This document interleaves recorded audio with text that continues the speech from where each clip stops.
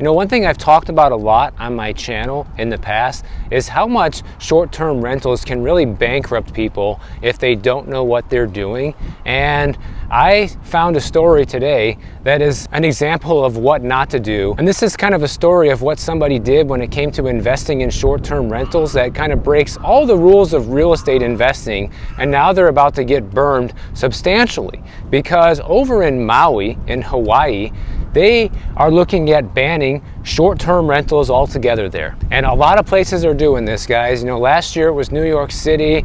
Last year Dallas banned short-term rentals in single-family neighborhoods. Well, now Maui's looking at taking their turn at this. They talked to this guy in Maui who has lived there for a couple of decades. He says, oh, I've been working hard, I've been saving money, and then get this. After saving money for years, he decides to invest in some short-term rental properties in September of 2022, basically at the peak of the housing market. So right away, that tells me that this guy's not really paying attention to what's going on surrounding him and what's happening with real estate. And what's worse is now that this guy bought these couple of vacation rentals over there in Maui, he says that these vacation rentals are the primary source of income for his family. Well, guess what? Maui just rolled out a plan to phase out over 7,000 short-term rentals across the island in order to open up more housing for local residents and hopefully bring down housing costs. And this guy that bought the short-term rentals says if this happens, it's going to devastate his family. He said his family's losing sleep every night over this.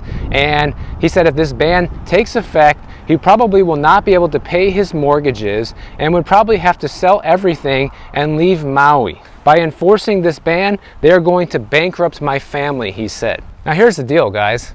I don't feel bad for this person whatsoever, and I'm assuming a lot of you out there don't either, because number one, the guy had money to buy several vacation properties. I'm not saying the money was handed to him, he had to earn it, just like everybody else it sounds like, but that's probably one of the worst investments you could make, especially at the peak of the housing market. But that's what he did. But on top of that, he broke the biggest rule of real estate investing, which is he decided it would be a good idea to buy rental properties based solely on the income generated by the short-term rental. He didn't bother to look at if these properties would make a profit if they were not short-term rentals, and he was forced to rent them out long-term one day, which looks like it's right around the corner for him. And it's not like this guy's alone. A lot of people did this during the pandemic because there was such a boom with travel. You know, once things opened up again, a lot of people were investing in these short-term rentals without ever really looking at, can I turn a profit in case it's not a short-term rental? So if this guy ends up losing all of his properties and he can't pay his mortgages, it's his own fault. You know, he took a massive risk investing in properties like this, hoping that it would pay off, and it sounds like maybe it did for a little while, but now that he's facing the ban, he might lose everything. So do you think it's really smart to base your entire family's future on a speculative investment? I mean, that's what he did. He bet the farm and now he's losing it. Owners in Maui say that this is going to tank their property values, and that a lot of these properties that are these short-term rentals are zoned for residential apartments, but since 2001, they've been allowed to legally operate as short-term rentals and are taxed as short-term rentals. So the Maui Planning Commission, they voted unanimously in favor of this ban, and they recommend it be approved by City Council. And if it gets approved, the ban will take effect depending on which area, starting in 2025 or 2026. So the clock is running out, essentially. This guy has 4 short-term rentals, okay? And 3 of his 4 rentals are on this list. But he says when he bought them in 2022 and 2023, he had no idea that this list existed when he was researching the properties, and he confirmed their tax status as short-term rentals as part of his due diligence. Well, even so, that doesn't matter, guys. You can look anywhere right now in the country or the world for that matter, because Barcelona is another international city that recently banned short-term rentals. You can look at the fact that it's legal right now, but at any moment in time, these local cities and municipalities have the power to change that. So basing your entire business on it and all of your income isn't a very wise move. He said that the units were marketed and sold to him as vacation rentals, and that no one, not a real estate agent or government official, mentioned this list to him. And apparently he said he's not the only person who owns these short-term rentals that is going to be financially devastated once this ban goes through. And some people might look at this as, well, they're robbing Peter to pay Paul, or taking from the rich and giving to the poor because they want Maui residents to be able to purchase these homes rather than have them be rented out to tourists all year long while their owners make a living off of it, essentially. But these local governments also have an obligation that if people can't afford housing and the homeless population continues to tick up, they have to do something, right? And in this case, they're choosing to ban short-term rentals, and this is going to free up a ton of houses. And honestly, I don't really feel bad for this second person either, guys, because they talked to somebody else who lives in Arizona, but they bought a one-bedroom condo in Maui that will be also on this ban list when it goes through. And they said that, well, they bought it in order to, visit Maui often. It's basically a second home, and they rent it as a vacation rental when they're not there. And they said that buying it and renting it was the only way they can afford to visit Maui as often as they do. This is rich people's problems, right? You buy a property that you want to have rented as a short-term rental, and using the rent to subsidize your vacations, poor you won't be able to do it anymore. In my opinion, the only way you should be doing things like this, if you can afford to do it without renting a second home. I know people, being in Miami, of course, that have second homes, and a lot of people don't rent them out, guys. They leave them empty while they're away for part of the year, and they just sit there.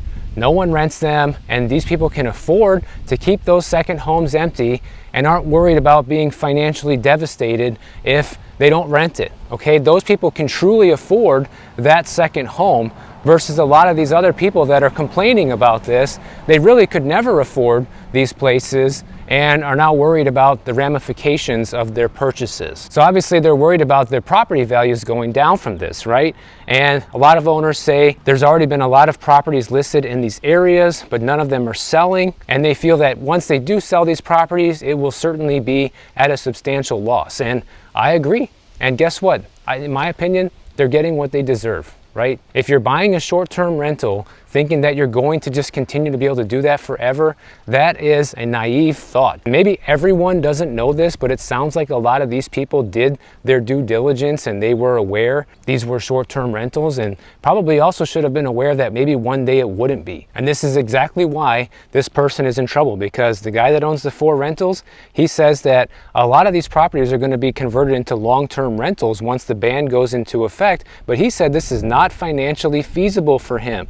Due to the high costs associated with property maintenance, he thinks he would have to charge far too much to make a long-term rental work.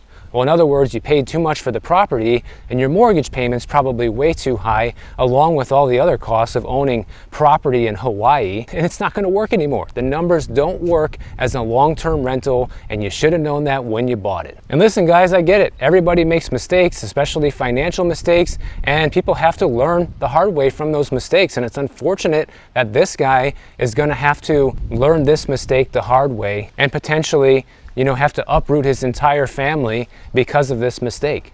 But this is a mistake that easily could have been prevented. This guy easily could have not purchased these properties, or if he wanted to be a real estate investor, find properties that cash flowed as a long-term rental. Can't find it? Don't buy it. Those are my rules of success with real estate investing. And guess what? I've never been a big shot real estate investor, but I've also never lost money investing in real estate either. Not a penny. Only ever made money. And these guys are trying to plead with local governments not to do this and say, well, it's not only that we're going to be hurt by this, but everybody who works for us is going to be hurt. Like the cleaners that come in and turn over the property managers that help get the place rented all the time, and of course the tax revenue from the short-term rentals. You guys aren't going to have any of this anymore. But these people are really pissed off because they say that even once this ban goes into effect and the properties lose value, that they'll probably still be too expensive for the average family to afford, and that's why ultimately it's not fair that they're doing this. But let's face it, if prices plummet enough on these properties, people may actually be able to afford to buy or rent them who live in the area. Because remember, housing is also a game of supply and demand, and suddenly having 7,100 new housing units listed on the market either for sale or for rent, that's going to greatly increase the supply, and when supply is increased, prices come down. So economics will play out with this when it comes to home prices, and just the sheer extra available inventory will help bring down prices across the entire island. And in Hawaii, just like here in California, it's really hard, if not impossible, to build new properties there because of all the regulations, of course, but also to protect ecologically sensitive areas. So new development is not really high on the list over there. What they're looking to do is bring to market homes that are already built, and this is how they plan to do it. And one thing that Maui is taking into account is the fact that they are dependent on tourism. Their local economy depends on that a lot, and taking away 7,000 accommodations for visitors can definitely have a detrimental effect on the local economy there. But of course, there's always hotels. People can end up at hotels, guys. How did people visit Maui before they had those 7,000 short-term rentals, right? Because they've only been operating as such since 2001. So it's not like people were not visiting Maui prior to 2001. So I'm sure people who want to go will figure it out. And I rarely side with people in government and the things they say, but in this case I do, because one of the government employees there said that property investment involves risk, and there's no guarantee you can operate a short-term rental in perpetuity.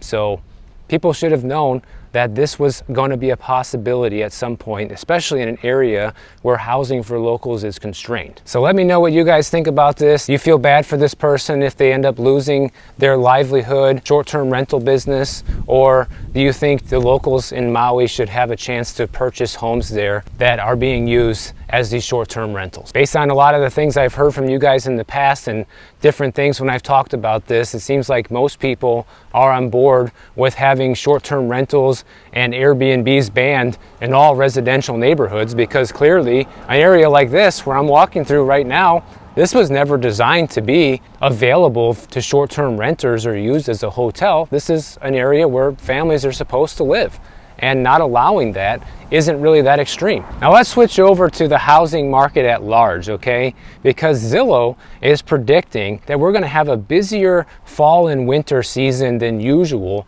due to the falling mortgage rates. Because right about now is when housing sales start falling off a cliff every single year, regardless of what's happening with the market. People just stop buying from now until spring of next year for the most part. But I don't know if I agree with their prediction, because they say that the lower rates could bring buyers back into the market and will be much more enticing for buyers than for sellers. But the thing is, Zillow is delusional, because in their report they said that mortgage rates have become affordable again with monthly payments on a typical home falling over $100 since peaking in May, and are now down to under a third of median household income.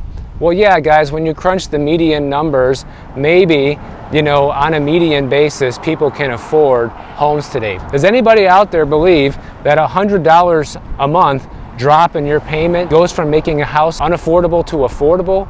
I mean, that just sounds crazy to me. Like, yeah, lower rates could definitely help more buyers qualify for a loan, but it doesn't necessarily mean it's going to motivate them to go out and buy, especially if the prices remain as high as they are. But if you live in an area where home prices are coming down and inventory is picking up, and simultaneously the mortgage rates are coming down, then it might not be a bad idea to start looking.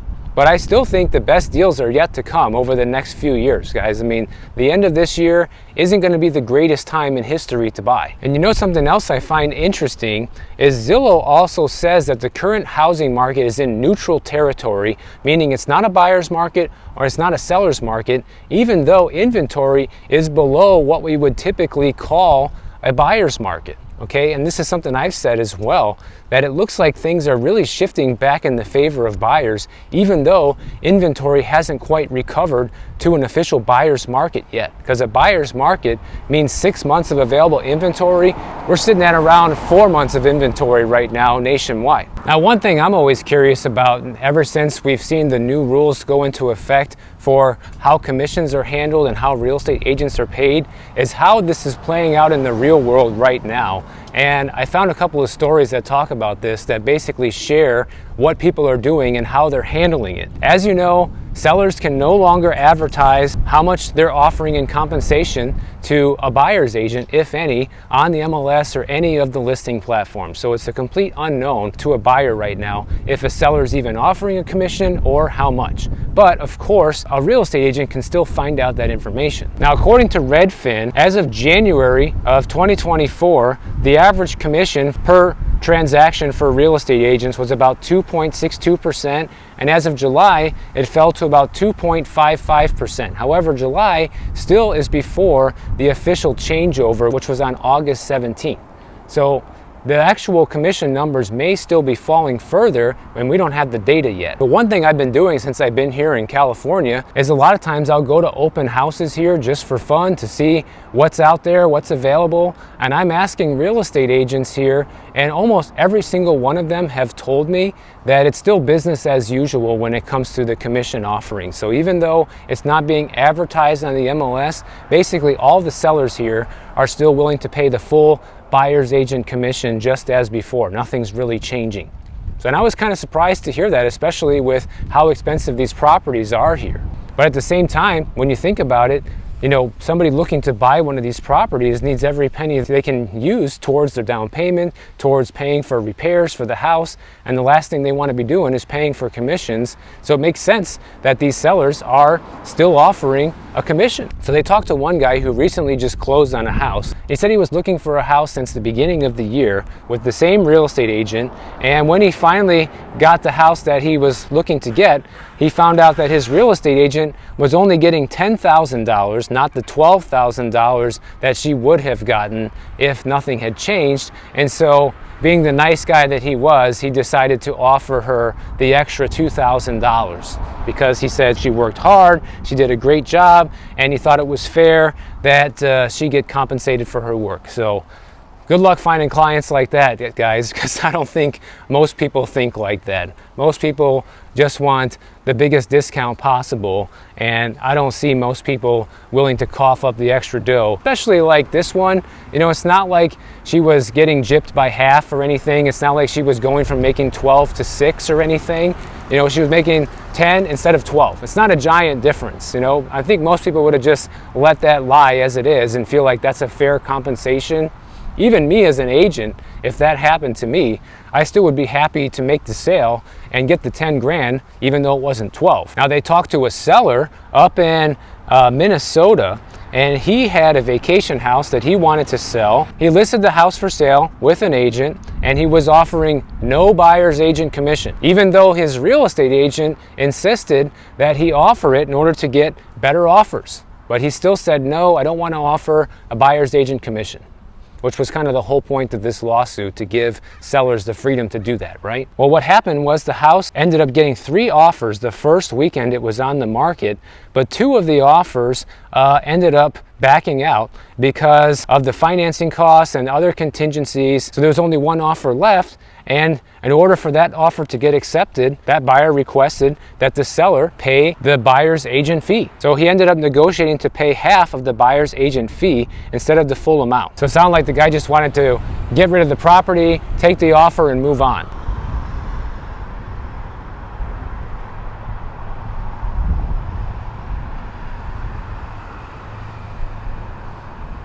But something a lot of you guys have asked me in the comments is, what about open houses? And that is actually the perfect workaround right now as a buyer, although you're limited to seeing just houses that offer an open house, right? If you want to work with a real estate agent directly, you're still going to have to sign an agreement promising to pay. But if you just want to float around to different open houses, there's nothing wrong with that, and you're not forced to sign with anybody by doing that. I've been doing that here. I haven't had to sign anything with anyone. They do offer sign-in sheets that say, if you're looking at this open house, this doesn't mean that I'm your real estate agent or anything like that. So there's no obligation to work with people just because you go to their open house. In fact, I just saw a new form come out from the Florida Realtors that is actually modifying the situation already. Check this out, guys.